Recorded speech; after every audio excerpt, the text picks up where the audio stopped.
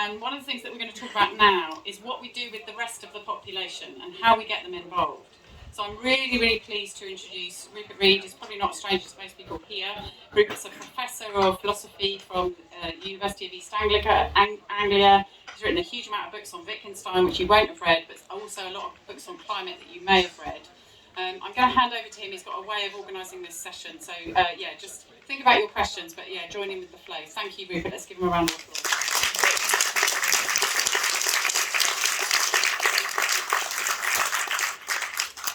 Thanks, folks. Thanks for coming. So, as Beck says, what I'm going to do is I'm going to speak for a while, and then we'll do a standard Q&A and discussion for a while. And then before we end, I've got a little sort of exercise I want to do with you all, where I want to sort of elicit something from you. So do stay towards the end if you can, because I'm going to be asking something of you in terms of feedback then. So I'm going to start out with a few questions. Is this you? You recognise our world is on the brink of huge change, some of it devastating. You want to be part of a resilient community. You want to make a difference, but sometimes feel overwhelmed or are not sure where to start. If this is you, you're not alone. You're part of the emerging moderate flank. Is this you? You don't want to glue yourself to a road, but you realise that simply giving a few quid every month to a green charity is no longer enough. You care deeply about the devastation of the natural world, and you worry that your children may inherit a dying world. If this is you, then you're not alone. And finally, is this you? You're no longer at ease in the world as it is. You want to take action to help shape something better than this. But you don't necessarily want to be an activist. Or even if you do want to be an activist or are an activist, you recognise that there are many other people who don't, but who in some way are the kind of people who would answer yes to the questions that I've been asking so far. So, if any of this is you, then I'm going to put it to you that you're not alone. You're part of the emerging moderate flank. And I'll now explain more about what I mean by that. So some of you will know me as someone who helped to launch Extinction Rebellion, and in XR, and at the same time, of course, the school climate strikes, we achieved a kind of a breakthrough in public consciousness that had never been achieved previously in environmental activism and action. And that breakthrough has lasted, but what it has not done is resulted in the actual achievement of XR's demands. And I think it's now clear to most of us that those demands are not going to be achieved. In particular, there is no way we're going to have net zero emissions by 2025. It's now 2022. We would if we locked them up. We would if what? We locked them up. Yeah, but who is the we who are going to lock them up? The point is there an actual viable route to achieving those demands? And the claim I'm making is that, tragically, the answer to that question, and we all know this in our hearts, is no. So the question arises, what are we to do next? One response, a natural response, and there may be something to this response, is to try to up the ante and make an even more radical flank. So that is the response, for example, of Just Stop Oil. And perhaps that's a helpful part of the picture. But I don't think it's likely that Just Stop Oil is going to attract a larger percentage of the population that Extinction Rebellion already did. You see what I'm getting at? We're missing huge numbers of people. All these people who are now saying they are deeply concerned. They have huge climate concern, huge eco concern. That includes, I'm sure, all of you, but it includes millions, tens of millions of people in this country alone. How are we going to reach them? How are we going to involve them? That's what the Moderate Flank project is all about. So what are we envisaging when we say, okay, well, what could we actually do to reach those people and get them involved? So I want to put to you here a couple of examples in general, and then I'll give you a few emerging examples where this is specifically actually already starting to happen. So in general, I would say that there's been quite a lot of activity in, broadly speaking, the political realm vis-a-vis climate. And obviously in recent years, we've had the wonderful activity of the Radical Flank, which, as I say, I was proud to be a part of, and many of you, I'm sure, were as well. What we haven't seen terribly much of is action in the other parts of our lives. So I think that there's a lot more that could be done in terms of what happens in our geographic communities, where we live. I'm not talking here about individual action. There is no solution to this crisis which involves simply recycling more and becoming vegan and so on, and not taking flights. All of these things are good, but they are not going to add up to enough. So we're not going to get there by purely individual action, and we're not getting there through state-led action. The political route is failing us, and XR's demands are not going to be actually met. So there's a whole range between that. It's the places where we live. It's the places where we work. It's the organizations, the parts of the civil society that we belong to. The places where we work seem to me especially important. This is something that I think Mark's got right. Most of our lives, half our waking lives for many of us, is spent at work. Of course, for some of us now, being at work is actually being at home, but it's still being at work, right? Our workplace just happens to be our home for some of us now. We have enormous potential power where we work through our labour, and some people have more power than others. So let me mention a few examples of that. There are some pressure points in our society which are particularly vulnerable. One which is interesting is transport. I say it's interesting because that's one of the key areas where we're now starting to see strikes. Imagine if those strikes had a slightly broader dimension. Imagine if they start to encompass the climate crisis as well. Is that impossible? Well, it's not going to happen overnight. It's not going to happen immediately. How could we start to get there? We could start to get there by people in those industries starting to organize accordingly and make reasonable demands. By reasonable demands, I mean demands that are just common sense once you start to understand the real gravity of the crisis. Demands that actually make a lot of sense to a lot of people now, as opinion polls clearly show. Is this a question of clarification? As a point of information, Yeah. I noticed that the RMT Union did put out some really radical climate demands. I don't know if anyone has access to those or knows more about it, but you know, we certainly looked at it and were like, oh, that's great, but I can't remember the detail of it. Yes. Now. So this is okay. Yeah, good. This is the kind of thing I'm talking about. This is why I say it's starting to happen. I'm not talking about something here which is just like, oh, you know, somebody's had a bright idea. Wouldn't it be great if? It's that plus it's starting to happen. The trade unions, some at least of the trade unions, are starting to wake up. And there are other ways in which workplaces are also being organised.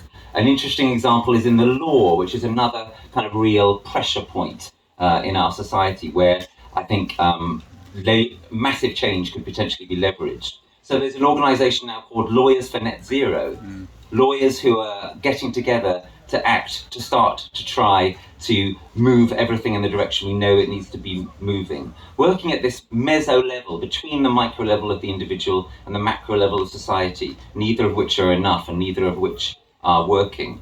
Another intriguing example, if I'm sure he won't mind me mentioning him, Todd in the room there runs an organisation called Safe Landing. This is for airline pilots who are concerned about the nature of their industry and the direction it's taking and want to offer people in that industry a safe landing. I think it's a very brilliant name. That for me is another example of this emerging moderate flank. And let me name a few organisations in other spheres which are pushing in this same direction and which are emerging.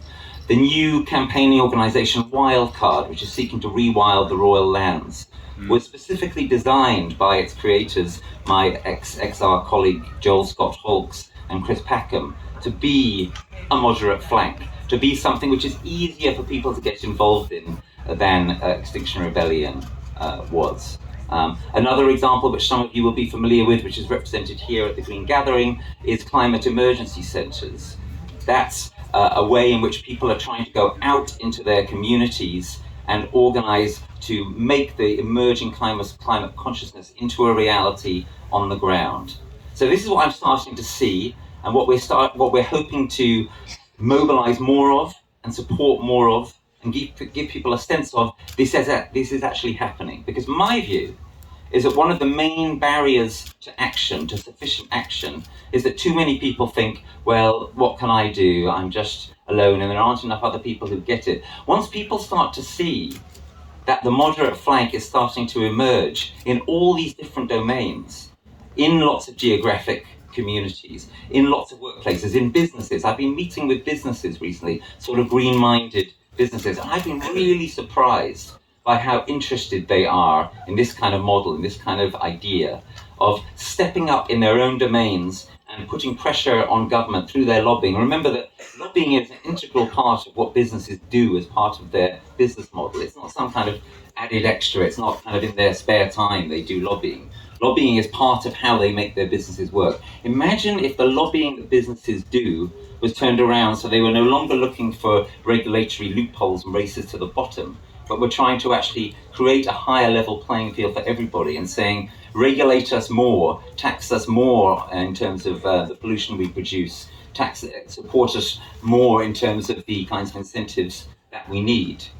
Businesses could argue for that and try to co-create that as part of their regular, everyday activities. Now, the suggestion is you put all this kind of stuff together. You give people a sense that it is starting to emerge, and we could start to get a virtuous circle, and we could start to really get the vast numbers that we've been hoping for that haven't yet materialized. However, that's only going to happen if this is not seen as something niche, if this is not seen as something which we can outsource to those activists, you know, the kind of people who attend the Green Gathering, or the kind of people who join a political party, you know, a tiny minority of the population. Yeah, it needs to be something which is seen as broad, opening, and welcome. There needs to be a genuine inclusivity, including of the mainstream, of groups who think of themselves as very different from, well, people like us. And this is one of the ways in which we have to kind of step out of our own comfort zone, some of us, those of us who've had a life in activism. If, when you heard my questions at the start of this talk, is this you, you thought, well, yeah, it's kind of me, but I am an activist, or I would like to be an activist. You need to remember that you're part of a tiny minority, if that's your answer to that question, yeah? Now, in the 2020s, as things get worse, it is certain that there will be more climate activism of various kinds, and that is a good thing. In my judgment, it is also certain that that activism alone will not be enough.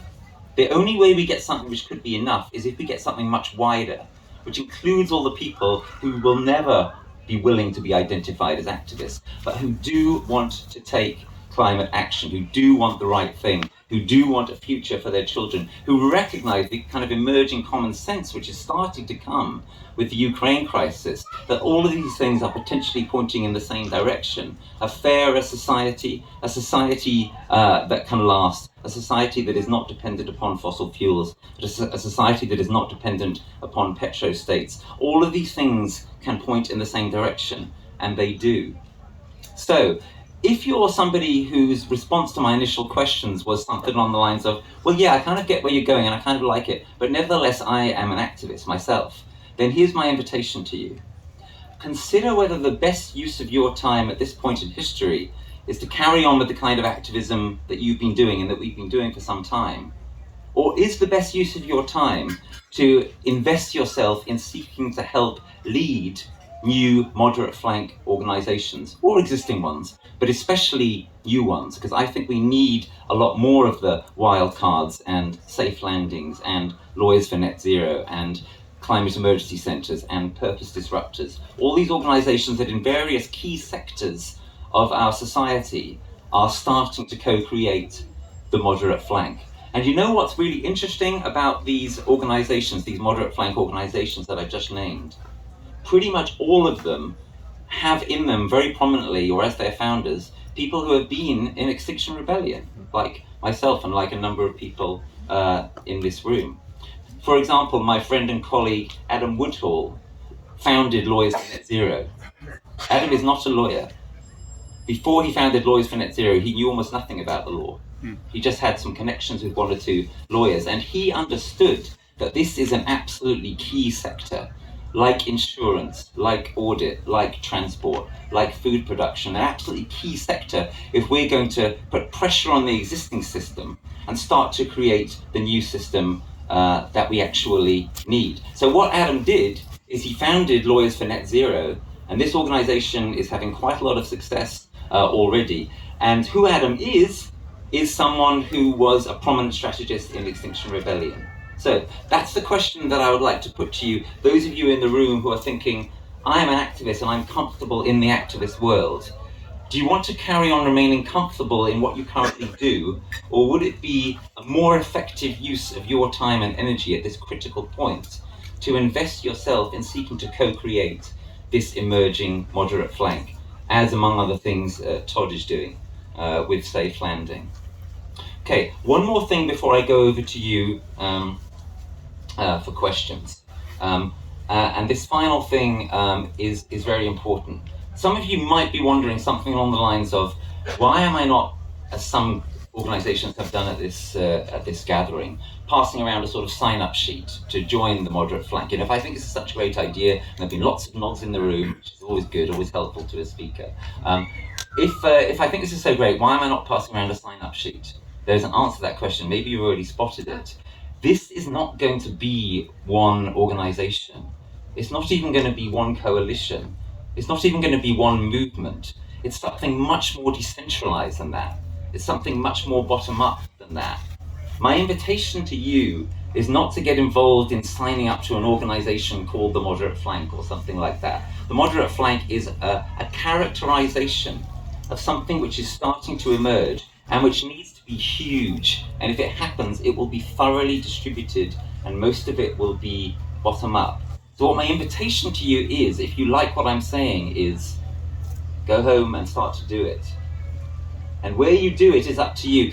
Figure out where the best leverage point is that you have in your life. For some of you, it will be your profession. For some of you, it may be the community in which you live. For some of you, it may be an organization to which you belong. For example, a religious organization perhaps, or a spiritual organization even, where I believe there is huge potential for a moderate flank. My invitation to you is, if what I'm saying is congruent, if you think, yes, this is me, then it's not about us all doing something together. It's about you and you and you and you creating with others, initiating the kind of thing we're talking about here. And if that starts to happen at great scale, and it is starting to happen, then it seems to me we actually have a chance of addressing adequately what we cannot address adequately through individual action alone, or through state action, or through the radical flank alone. The radical flank has created the conditions of possibility for the moderate flank. The greatest compliment we can pay to the radical flank is by making the moderate flank a reality, by involving millions from the bottom up in these changes. And that's what I hope that you all are going to go away from here and start to do. So thank you very much for listening, and now let's talk about it.